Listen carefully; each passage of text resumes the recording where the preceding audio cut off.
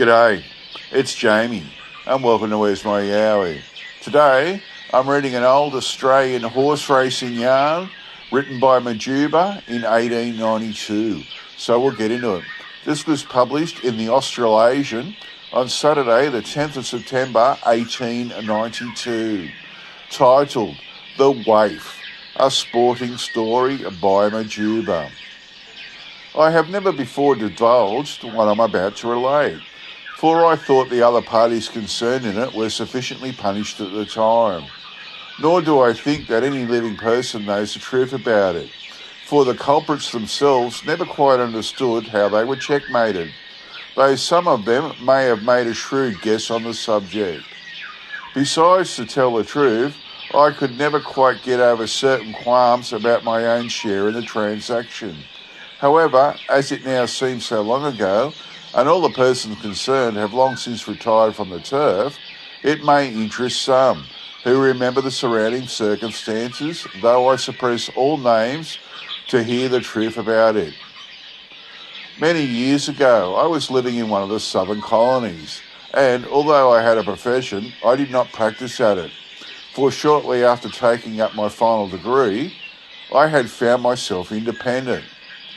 Like many other young men, I had no small opinion of my acuteness, especially in one direction, as judge of a racehorse. I also had a hobby.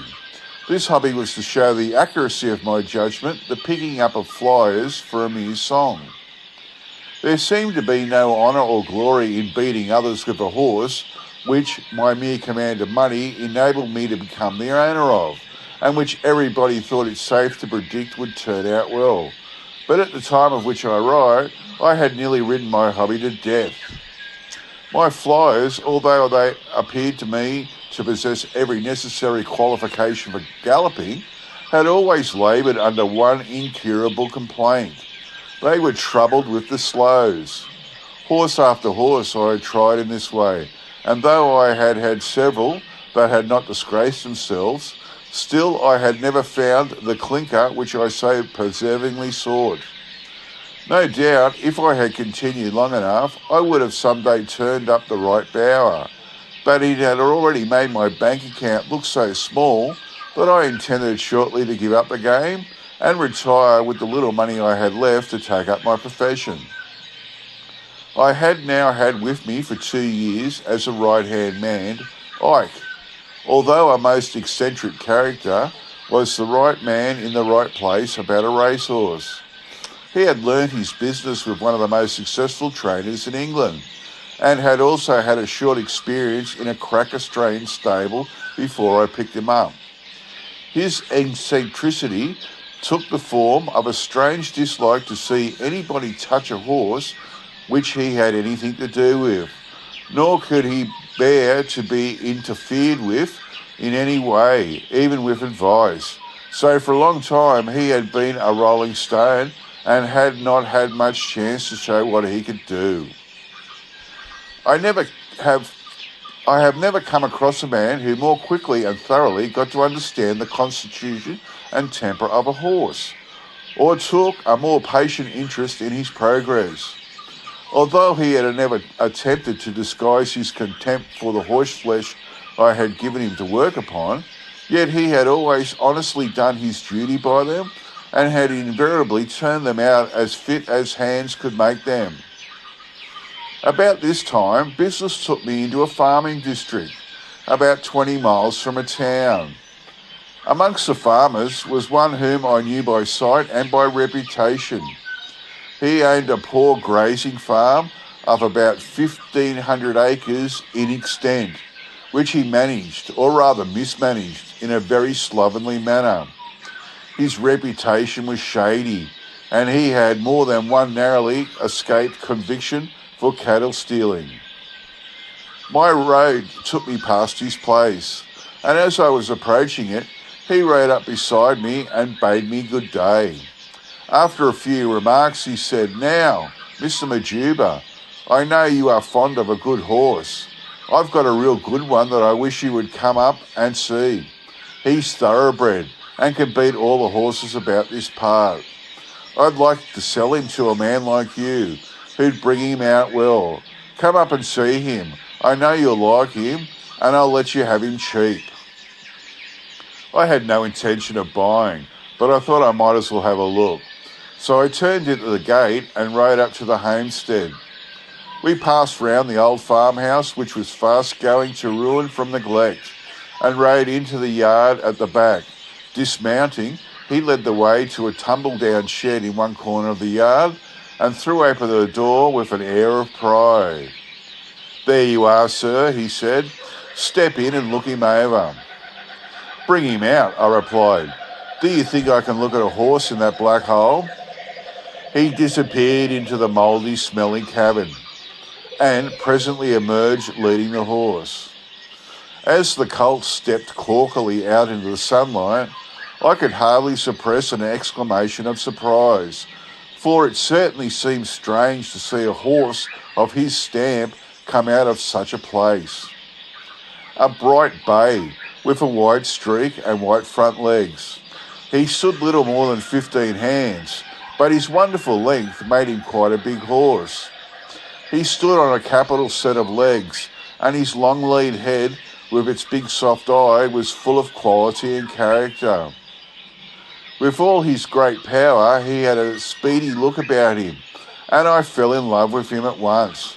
But how had he come into the possession of this man? Had he some hidden blemish or infirmity of temper? Although I looked him over and handled him carefully, he was all to outward appearance as sound as a roach, and when, at my request, the owner put the saddle on and cantered him around the yard, he bent his neck to the bit and answered his rider's hand and heel in a way that showed his temperament was kindly. "Where did you get him?" I said, as the man at last dismounted. "Where was he bred?" "I bred him myself," he replied. "He's by the Rover, a leggy underbred stallion he owned, out of a thoroughbred mare. There's my brand on him," he continued, turning the horse round, and there, sure enough, was his brand on the rear shoulder, and had evidently been put on when the horse was quite young. I liked him so much that I decided to chance him. After some haggling, we came to terms, and the next day he was delivered to Ike at my stable, the farmer receiving my cheque in return. "Well, Ike," I said after the seller departed, "what do you think of the colt?" "Well, master, I think he's the best looking one we've had yet. But as far for his pedigree, it's all my eye. I believe that Cole stole him when he was a foal. And if likeness is to be depended on, I'd say he was a King Alfred all over. He ought to be a good un, but we'll know in a few weeks' time." The horse did well under Ike's care, and after a while I began to think I had got a real good one at last.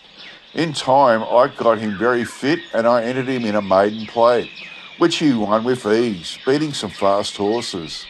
I had christened him the Waif, and of course nominated him with the pedigree I had bought him with, though I was certain could not be his real breeding.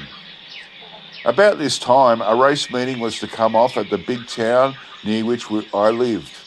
This meeting was, at the time though it has fallen off since, considered one of the best country meetings in the colony. I had entered the Waif for the principal handicap and also for the cup, which came off about a month later. Ike had such a high opinion of the colt that I determined to back him for the double and put everything that I could afford on him, as the odds were very liberal. I stood to win a big stake, hoping thus to retrieve my previous losses. The handicap came off, and sanguine though I was, the Waif astonished me by running away with the race from start to finish. He at once became the hot favourite for the cup, and as the odds became short, I was enabled by hedging to render myself pretty safe in the event of a boil-over without much diminishing my prospective gains. Everything went well with the colt, and as the time for the race drew near, I began to think this prospect very rosy.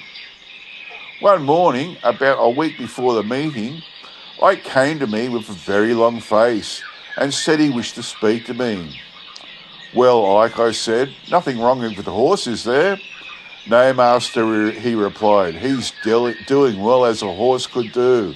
But I tell you, we'll never win this cup. Why, what's up, I said. Why, he replied, you mark my words. The bookies will never let him win if it's possible to stop him. Only yesterday I got a pretty broad hint that it'd pay me well to leave his box unlocked some night, and if they can't get to the horse, they'll get to the man who's to ride him. Well, Ike, I said, to be forewarned is to be forearmed. You take care of the horse and I'll take care of the man. That's all very fine, sir, said he. I'll take care of the horse, but I'll defy you to make sure of the man. Now, I've got an idea in my head. Why shouldn't I pocket a few £100, and why shouldn't they stiffen the horse in the box just to set their minds at rest like? What do you mean, you old fool, I cried. Are you going cranky? Ike came up close to me with a cunning leer in his puckered old face. I says, why shouldn't they stiffen the horse in the box, he said. But it don't follow that they're to stiffen the waif. Why shouldn't the old buggy horse be put in the box that night? He's about the same size and he's got a white face. They'd never know him sheeted and hooded and littered to the hocks. And I'll take care they hadn't had much time to look at him very close. Pooh, man, you'd never take them in that way, I replied. The buggy horse hasn't got white legs for one thing. They'll never know that, he said, bandaged up as hell be from the coronet to the knee. You leave it to me. They won't hurt the old one, only make him sick for a few days, and they'll think they've steadied the waif and won't trouble themselves about getting the man. Ike pleaded hard to have his own way in the matter, and I really believe that getting hold of their money in this way gave him much more satisfaction than the larger amount he won on the race. So I gave in, though I didn't like the idea of it much, only stipulating that Splinterbar, the buggy horse, was not to be ill-used in any way. The following evening, Ike informed me, with a wink, that everything was arranged, that he was set to get £200 for his share in the transaction, and that the innocent was to stiffen the carriage horse, as he facetiously called old Splinterbar 2 nights before the race. Well, on the appointed night, Ike, having seen his boys safely asleep in their room, was ready and waiting at the Waif's box with a dark lantern, and shortly the two rascals came softly creeping up through the gloom. Now, gents, said Ike, business before pleasure. Money down first and then in you goes. But you'll have to be quick about it or we'll get catched, for the boss is very uneasy tonight and seems as if he suspects something. The two men having counted over to Ike 20 £10 notes, he unlocked the box and they quickly entered and gave the horses stows. Then Ike, working on their fears of detection, hurried them away before they had time to look at their victim very closely. Next morning, old Splinterbar was very sleepy and uncertain on his legs, showing what a dose the rascals had given him. Ike dispatched the boy post-haste to the chemist in town with a prescription, telling the boy to be sure to tell the chemist that the waif had suddenly been attacked with a most unaccountable illness. The day of the race came, and I told everyone who asked me that the horse had recovered from his indisposition and that I expected him to win. Of course, the guilty parties laughed in their sleeve at this, for they knew they had done their work too well for the horse to have any show, although they could not understand me being so easily duped. I had made arrangements with a country jockey, a very clever horseman, to ride the waif, and he was to arrive the next day of the race by rail. Him I met at the railway station and kept a very obtrusive watch on him up until the time of the start. There was a big field for the cup, and the horses got away to a capital start. I could see the waif lying in a good position right up to the turn for home, but to my dismay, as they came into the straight, he seemed to be locked in a ruck and could not get clear to make his rush. Suddenly one of the leading horses swerved, taking horses beside him out and for a moment leaving a gap. In that moment, I saw the waif's white face shoot clear of the ruck and my man sit down to ride him. Foot by foot, he lessened the distance that lay between him and the leading horse until his head was at the leader's girth. Out came the whips and a desperate set ensued, ending in the verdict of the waif by a short head. Great was the cheering as the favourite came up to the scales, for his backers thought their money as good as thrown away. A section of the bookmakers looked black as thunder, but they said nothing. Ike carefully kept himself out of sight and shortly afterwards left for a trip to England, for he told me that he doesn't stop in the colony for a while. As for the waif, I got a clue to his breeding many years after in a strange manner. I had then changed my abode to one of the other colonies where I was following up my profession. In the course of business, I received a brief to defend a man charged with cattle stealing. This man, whose face seemed familiar, though I could not recall to mind where I had seen him, was convicted, for the evidence against him was so strong that all my efforts on his behalf were useless. During my first interview with him, I told him that I believed that we had met before. He denied it and swore that he had never been in the southern colonies. After sentence was passed on him, I received a message saying that he had something of importance to communicate. I found him in very low spirits, for he was in bad health, and the sentence, though it was not severe, seemed likely to see out the remainder of his days. When the water had left us, he said, "When I told you, Mr. Majuba, that we had never met before, I was not telling you the truth. I had reasons of my own for that, but now that I'm jugged, they've gone, and I may as well tell you the truth about it, for it may be some service to you and cannot harm me. You bought a bay colt from me years ago. Have you still got that horse still?" "No," I replied. "I sold him long since, and he's been dead this 12 months now." "That's a pity," he said, "for he was a rare-bred one, and worth a lot to anyone who knew his pedigree. I told you when I bought him that he was my old horse Rover, but that was a lie. I would have never sold him at the price I did, but I was in trouble at the time and did not know where to get a small sum of money without letting my creditors hear of it. That horse was bred at a well-known stud farm, and he was out of a mare whose name was a household word in Australia. I was passing the place very early one morning, driving a spring car. As I drove along the road, I heard a horse whinny the other side of the high hedge, and next moment a gap in the fence came into view. I pulled up and thought I would just crawl through and have a look at the thoroughbreds, for I would go a long way to look at a good horse in those days.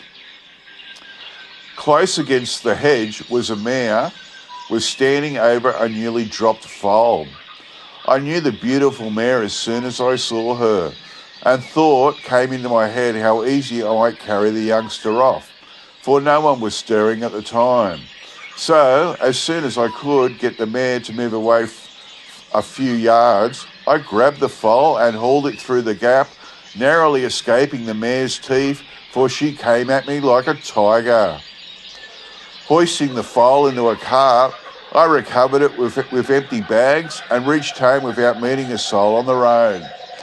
Amongst my horses was a weedy little mare, which I had brought out of the pound for a few shillings, and she had foaled a day or two before. The mare's foal was weak and died, so I skinned it and sewed the skin onto my little goodsend, as I called him. The mare took to him directly, and in a few days I was able to remove the skin, and she reared him as if he were her own.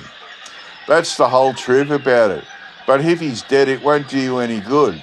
But you remember this, sir, if you ever want any other animal to mother a strange youngster, you take the skin of her own prodigy and fasten it on for a day or two.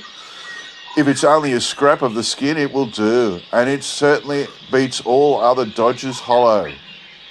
Well, I said, rising to go, you ought to know something about it, but let me advise you to give up crooked ways when you get out again. For take my tip for it. They don't pay in the long run. The end. I really like that story. Okay, that's it for me. I'll get back to this all next time. Bye.